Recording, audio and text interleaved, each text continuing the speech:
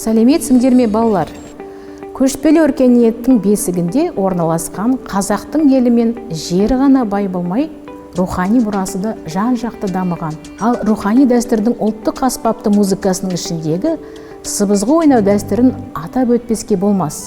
Әр істің өз маманы болады демекші, сыбызғы аспабының көрнекті өкілдерінің бірі Сармалай күйші болған. Ол Батыс Қазақстан облысының Талдықұдық деген мекенінде дүние есігін ашқан. Есімі Сармалай болғанымен, ата-анасы оны Садық деп еркелетіп атаған. Жоқшылықты бала кезінен көргендіктен Петушко деген байдың малын бағып жүреді. Сондай күндердің бірінде Сармалай қойшылардан сыбызғы жасап, әрі оны тартуды үйреніп алады. Осыдан бастап Садықтың музыкаға деген қабілеті біліне бастайды. Ең қызығы, оның әкесі тек кейінгі кезде ғана сырқаттан тістерінен айырылып қалмағанда жақсы сыбызғышы да болған. Әкесі өмірден озғаннан кейін Садық еті тірі өнерлі көрегенді бала атанып, тіршілік қамына өзі кіріседі. Дегенмен сыбызғысын тастап кетпей, жақын маңдағы Сабыр деген сыбызғышыда күйрен өнерге бет бұрады. Қазақтың сыбызғыда орындайтын күйлері ерекше. Олар қарапайым болғанымен өте нәзік, мазмұны терең,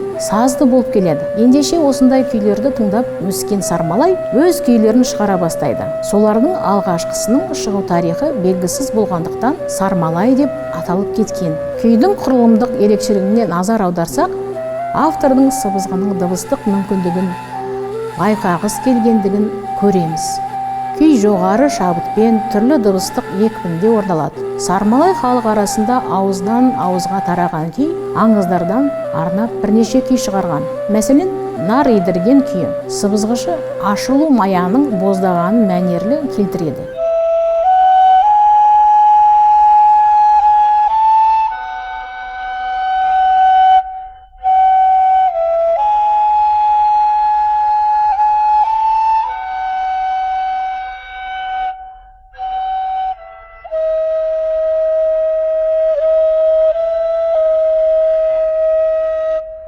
Мұнда байқағанымыздай күй лирикалық тақырыпта орындалады. Бұл күйді халықтың қызыға тыңдағандығы сонша ол ел арасында кең тарап кеткен халық музыканттары оны жаңартып, толықтырып отырады. Біз білетін Қара жорға атты сюжетке құрылған күйлердің ішінен саздылығымен ерекшеленетін де осы Сармалайдың Қара жорғасы. Мұнда жорғаның жұмсақ жүрісі ғана емес, оның үстінде отырған адамның сылқым сергек отырысын суреттейді.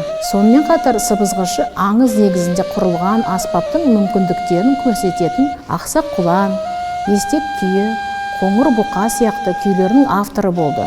Алайда ең қызығы Сансызбай атты күйдің шығу тарихын айтып берейік. Күндердің күнінде Сармалай ел аралап жүріп, ауқатты Сансызбай деген байдың ауылына келіп өнерін көрсетеді. Бірақ Сансызбай оның өнеріне тамсанғанымен ешқандай қошемет көрсетпейді. Осы себептен Сармалай сараң кессе қан шықпайтын Сансызбайға арнап күй шығардым деп Сансызбай деген күйді шығарады. Одан қорыққан Сансызбай ендігі жолы Сармалайды қонаққа шақырып, ат шапан айыбын төлейтін болады. Жоғарыда айтып кеткендей, күй әуені сараң әрі еріншек Сансызбайды келеке қылып суреттейді екен.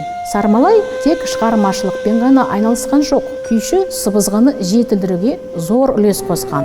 Ол аспаптың дыбыс көлемін арттыру үшін 4 тесіктің орнына 6 тесік орнатады. Бұл жаңалық көптеген күйшілердің назарын аудартып, шабыттандырады. Сармалай шығармашылығының шыңына келер болсақ, біз басқа аспаптарда орындалатын мұңды қыздардан ерекше көрінетін мұңды қыз атты күйін атаймыз. Күйде өткен заман қазақ қыздарының бақытсыздығы, теңсіздігі жырланады. Оның шоқтығы биік екендігін, оның құрылысы, тақырыптық дамуы, орындаушылық шеберлігі дәлелдеп тұр. Ал енді мына сұрақтарға жауап берейік. Бірінші сұрақ: Сармалайды ата-анасы қалай атап еркелетті? Екінші сұрақ: күйшінің алғаш шығарған күйі қалай аталады? Үшінші сұрақ: сыбызғышы аспаптың дыбыс көлемін арттыру үшін 4 тесіктің орнына қанша тесік орнатады?